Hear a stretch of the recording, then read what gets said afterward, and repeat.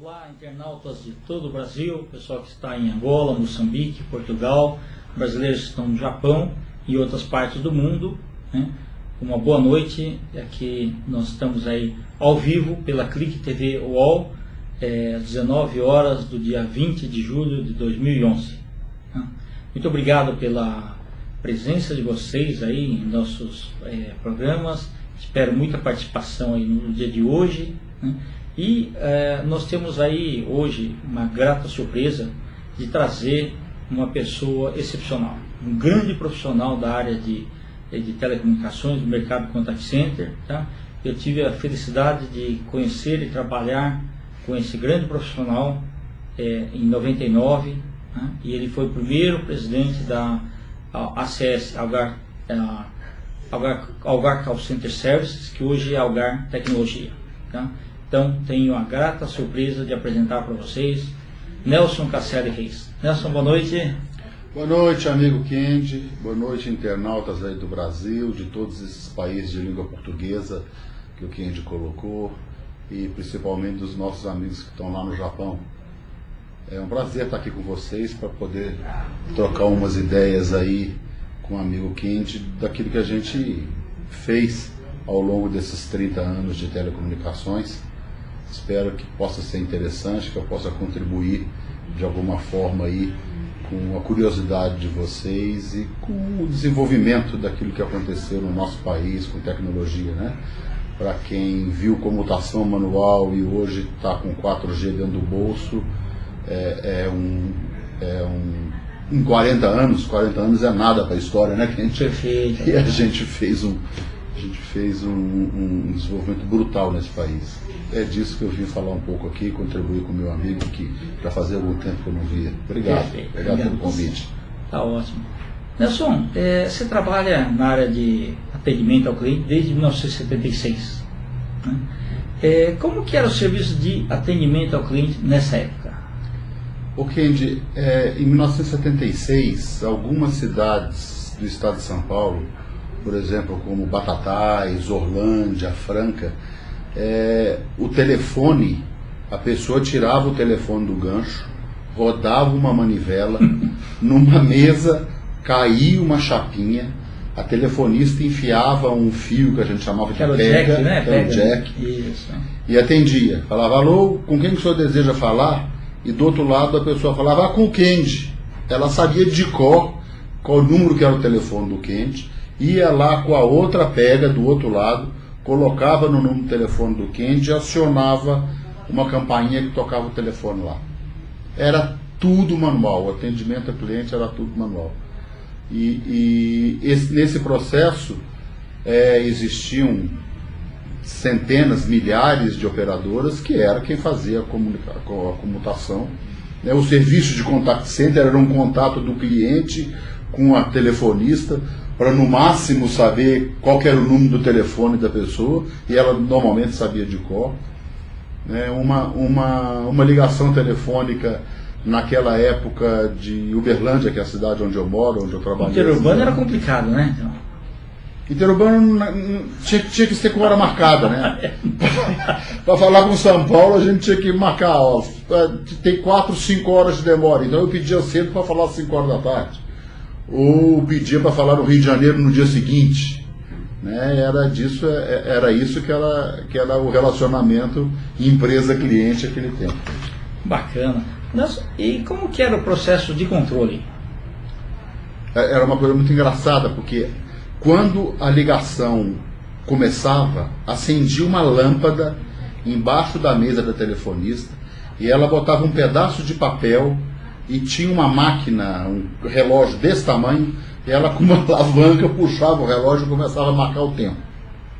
Depois disso a ligação terminava, acendia a luz de novo, ela de novo manualmente puxava esse relógio e tirava esse bilhete.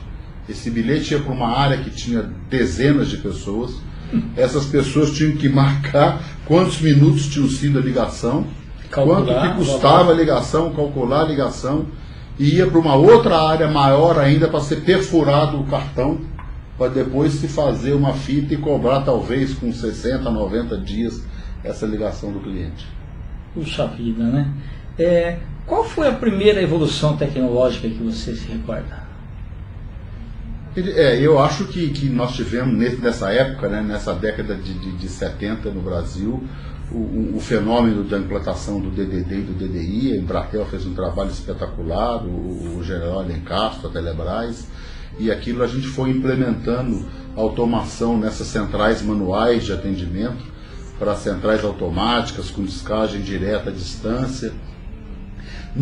Fomos concentrando os centros de comutação manual para poder melhorar a mão de obra. O treinamento, aquela época, se hoje o treinamento é crítico em contact center, a gente sabe que é muito crítico, né? Aquela época, então, um treinamento para uma telefonista interurbana era uma coisa bastante complicada, né? E era muito eclético, era muito diversificado a qualidade da mão de obra. Então a gente foi concentrando isso. A gente foi concentrando em grandes centros, Ribeirão Preto, São Paulo, Uberlândia, Rio de Janeiro, poucas cidades. E aí nós conseguimos automatizar esses bilhetes. A telefonista não precisava mais fazer o bilhete manual, né? A gente introduziu já um processador, já na era do processador, do Z80, introduzimos os primeiros processadores e aquela ligação então era automatizada do começo ao fim. A telefonista era só um meio ali de descagem, né? Já era os DDO, a descagem direta à operadora, e isso ganhou muito tempo de operação, uma produtividade naquele tempo em 6 horas de trabalho. A telefonista que conseguia fazer 100 ligações era campeã de vendas, né, em 6 horas de trabalho. Isso incrementou muito a produtividade, diminuiu o tempo de recebimento. Acho que esse foi um começo assim, de desenvolvimento de tecnologia aplicada ao operador, para melhorar a qualidade de vida do operador, da operadora. Bacana.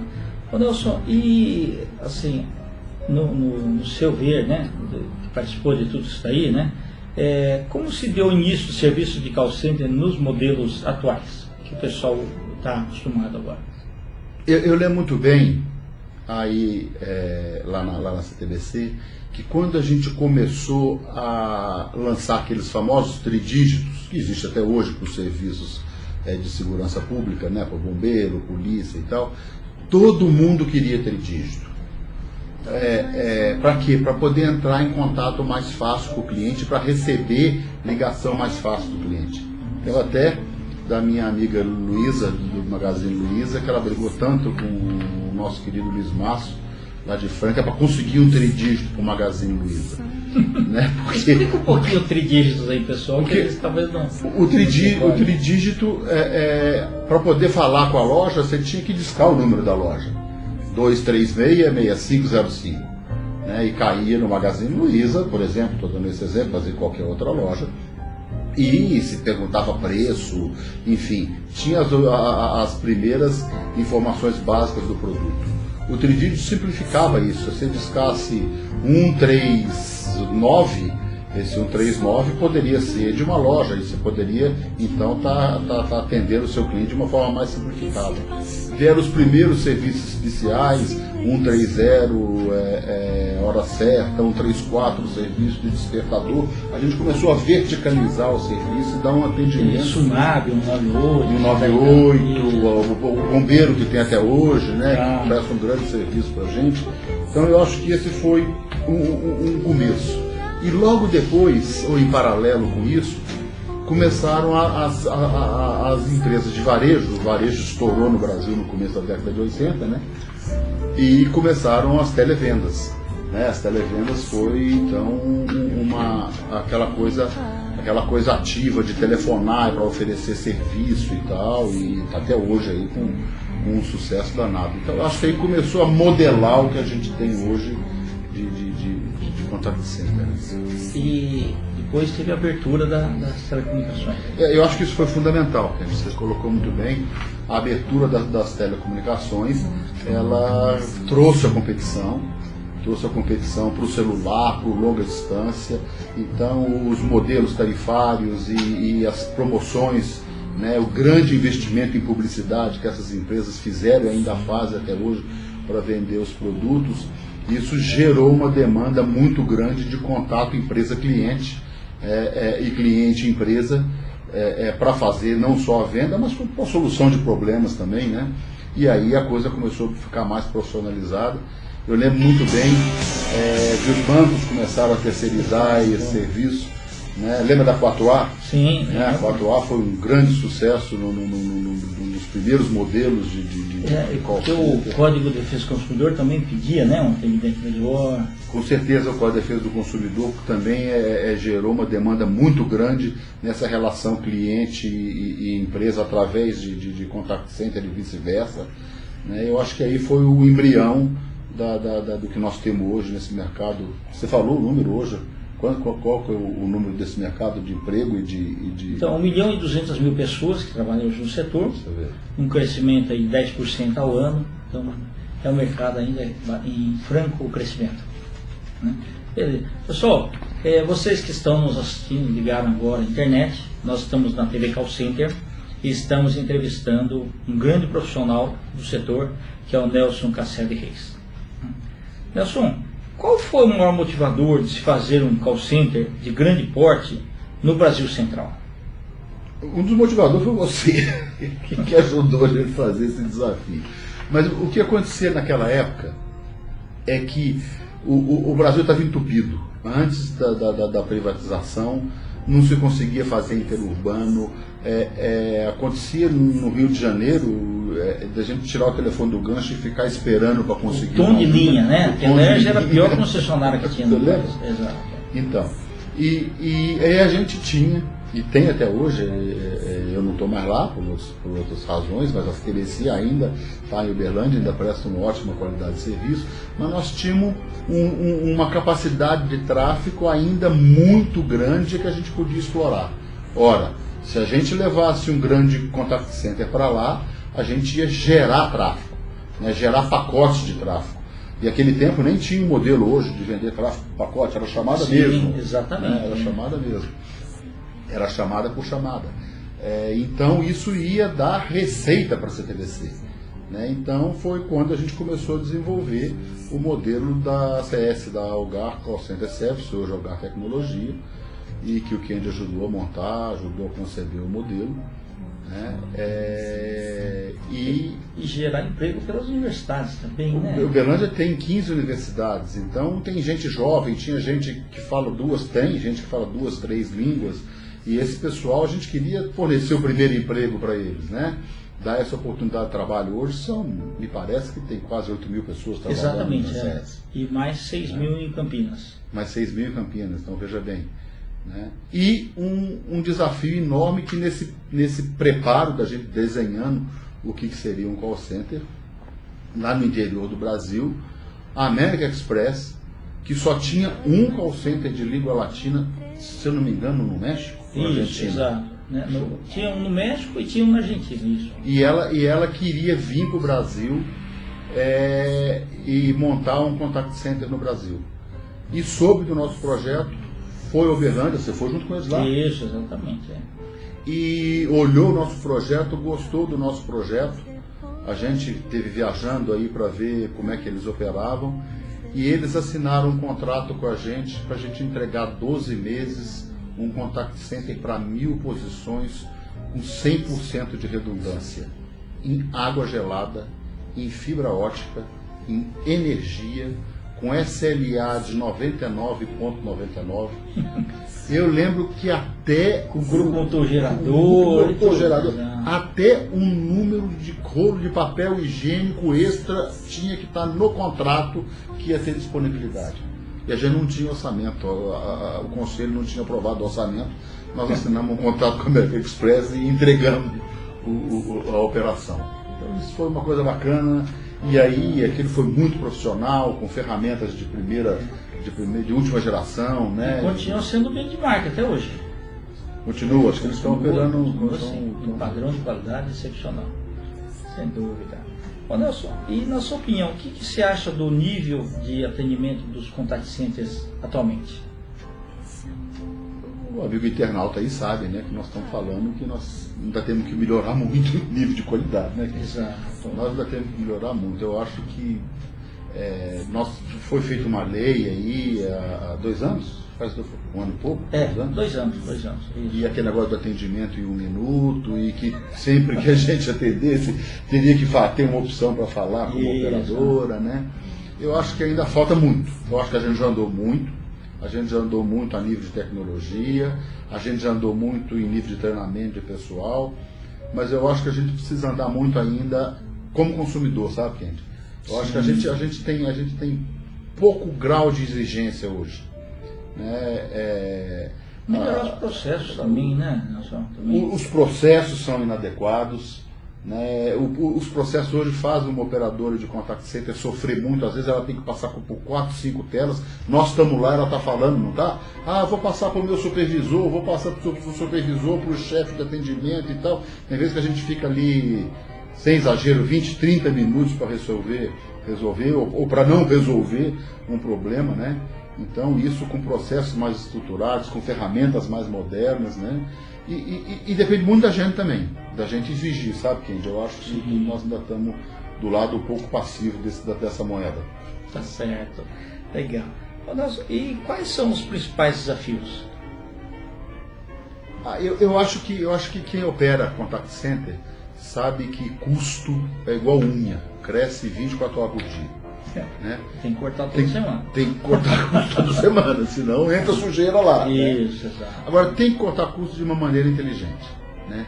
Tem que cortar custo melhorando processos, de forma profissional. Né? Não é só cortar gente. Não é só cortar gente. Cortar gente piora a qualidade. Exatamente, acaba piorando. Né? Acaba piorando. A gente tem visto muito por aí, a gente hoje está numa empresa de consultoria nessa área, a gente tem visto muito por aí gente...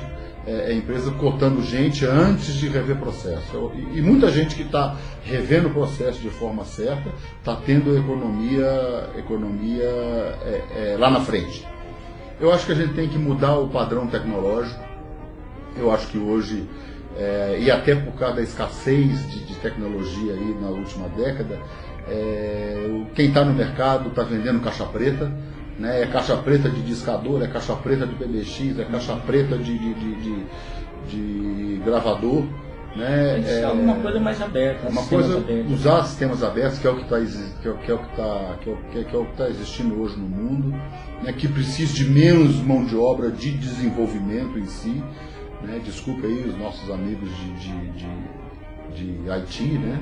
Sempre vamos precisar de vocês, mas eu acho que cada vez mais o usuário final, ou seja, o supervisor, a atendente, eles têm que estar desenvolvendo as campanhas. Eles têm que estar montando os scripts, porque eles é que têm contato com o cliente, no final de contas, né? E treinamento também, né, Marcelo? Sempre. Treinamento e motivação.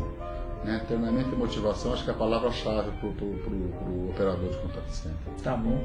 E a gente está falando aí dos sistemas abertos, né? Me fala um pouco mais dessa questão da tecnologia. Pois essas tecnologias proprietárias hoje, elas estão perdendo espaço para as tecnologias mais abertas, amigáveis, mais amigáveis, mais friendly, né? O que a gente tem visto é uma substituição rápida. Existem empresas grandes já nos Estados Unidos, na Europa mesmo fazendo isso. Existe muita gente aqui no Brasil usando o Asterix, que é uma ferramenta muito boa, aberta, já desenvolvendo o PBX, e isso, o sistema fica mais leve, fica mais rápido, dá a oportunidade de fazer muito menos investimento, porque o custo de CAPEX hoje é muito caro para um operador de contact center. Você junta 80% de mão de 70%, 70% do custo de mão de obra, mais 30% de CAPEX, né, mais a operação do contact center, a última linha, quem opera call center sabe que é apertado. Isso. E a parte dos técnicos também, né? A parte de professional services e tudo mais. Toda essa coisa que vai atrás e que tem que dar suporte para isso, né, Kendi? Perfeito. E no seu ponto de vista, qual que é a solução, então? Que pontos que a gente tem para explorar aí para essa parte de sistemas abertos aí? Kendi, eu acho que a gente tem que ir para sistemas com tecnologias abertas, para desenvolvimento de ferramentas aonde o operador possa estar ele mesmo junto com aquela equipe desenvolvendo a campanha. Eu acho que fundamentalmente a gente tem que explorar o call center em casa, a operação do call center em casa. Hoje, com as nossas redes melhorando com a DSL, tem tecnologia perfeitamente possível para isso, né? Inclusive dando qualidade e empregabilidade para quem não pode se locomover. Exato. Né? A gente tem que humanizar isso. Né? O trânsito cada vez pior também, então pessoas acima de 40 anos podem levar em casa, deficientes também. Eu acho que isso vai humanizar e vai integrar na comunidade de trabalho, dar trabalho e renda para as pessoas que hoje estão isoladas disso. Né? Eu acho que a gente também, como operadores de tecnologia, nós temos essa responsabilidade social e utilizar ferramentas que possibilitem fazer isso. Né? Tá, então você está falando assim, a gente utilizar a ferramenta web e também na parte técnica o pessoal tem acesso a gravadores, a discadores e tudo mais. Eu acho que você falou uma palavra-chave aí que eu tinha esquecido. Eu acho que tudo que a gente desenvolveu hoje, como nós estamos falando de coisa amigável, tem que ser baseado em web. Né?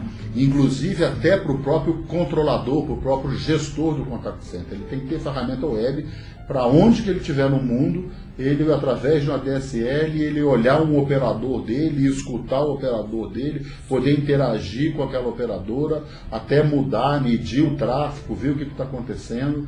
Por quê? Porque custa caro hoje. Hoje é muito caro a gente estar presente em todos os lugares. Né? A locomoção hoje tem que ser de dados, imagem e voz over IP, né? E não de pessoas. Né? Bacana. Nelson, soube que você foi até o Canadá buscar aí então uma solução, né, muito atraente na área de contact center. Você pode falar para a gente um pouquinho?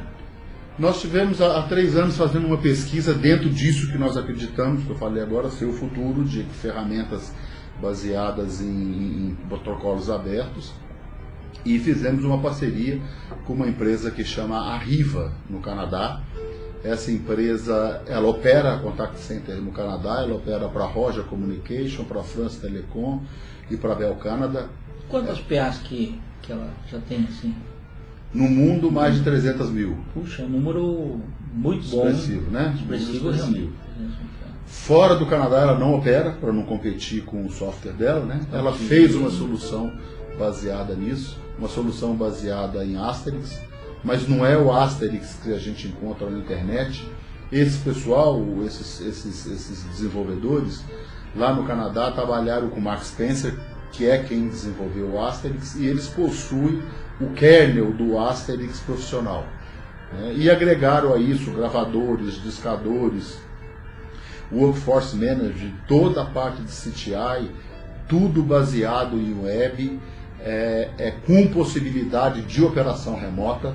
Né? E a gente trouxe essa solução para cá, e essa solução foi customizada há 2 anos atrás, foi tudo traduzido, todos os manuais. Tropicalizada. Tropicalizada, a palavra é essa. Foi tropicalizada e ela hoje está disponível aí no mercado. A gente está com operação em São Paulo, está com operação em Uberlândia, tem operação no Rio de Janeiro. Estamos começando a desenvolver essa solução. Existem outras soluções também baseadas em Asterix no Brasil, ainda começando, né? Mas a gente confia que a nossa tem uma qualidade, um SLA, aquele SLA que você exigiu de mim no contrato com a American Express, a gente está com SLA de 99,99. E achamos que esse é o futuro para poder ter uma tecnologia mais leve, o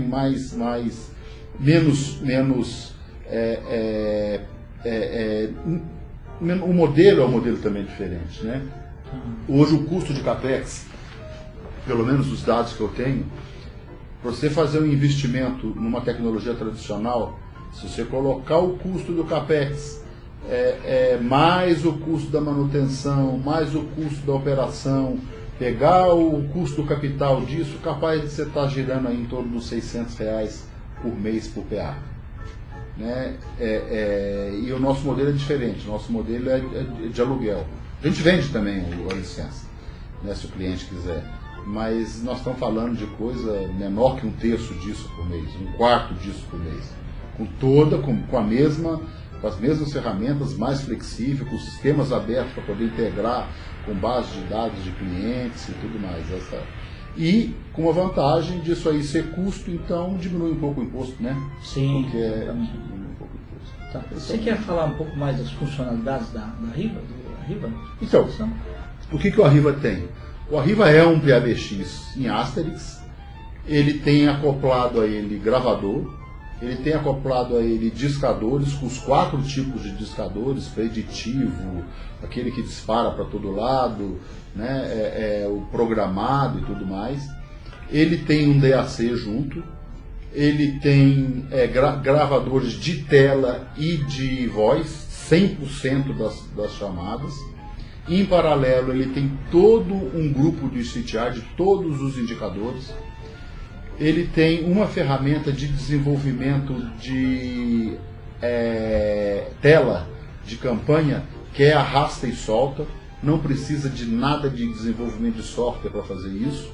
Então é uma ferramenta muito flexível, né, que pode ser instalada em 2 dias em qualquer contact center, né, e opera com altíssima confiabilidade.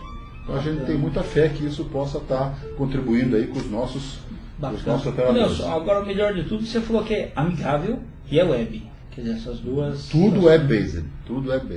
Você pode da sua casa controlar um call center de 1000 posições aqui na França, montar uma campanha em casa e mandar para o operador em Pernambuco. Esse é o conceito. Tá ótimo. Nelson, para finalizar, dá para dar uma ideia de custo comparativo dos sistemas atuais e do modelo de negócios? Pois é o que eu estava falando, né? O nosso modelo de negócio básico, a gente vende também licença, mas o nosso modelo de negócio básico é o modelo de aluguel, né? Se a gente for comparar todo o investimento de contact center, de depreciação, de custo de capital, de custo de operação e tudo mais, ele deve estar aí por volta de 600, 700 reais por mês. E o nosso preço de aluguel é 1/4 disso, ou menos de 1/4 disso, dependendo do número de posições. Também vendemos a um preço menor que esse, é claro, né? É uma questão de conversar com a gente, de entrar em contato com a gente tem muito prazer em atender e, se for o caso, fazer um trial de graça para o operador de contact center. A nossa missão é tentar ajudar vocês a atender o cliente nosso melhor. Bacana. Nelson, você pode deixar seus contatos, por favor? Pois não. E-mail, telefone. O site é www.virtualccs.com.br. Tá? O meu e-mail é ncasselli, CASCELLI, @inovarconsult.com.br. Ok, tá bom. Pessoal, nós tivemos então a honra e o privilégio de ter tido aqui o Nelson Casselli Reis. Tá? Espero que vocês tenham aproveitado bastante. Assistam várias vezes aí essa entrevista, que vai ficar então no acervo da TV UOL, no acervo permanente, né? E nós vamos agora para um rápido intervalo e voltamos em seguida.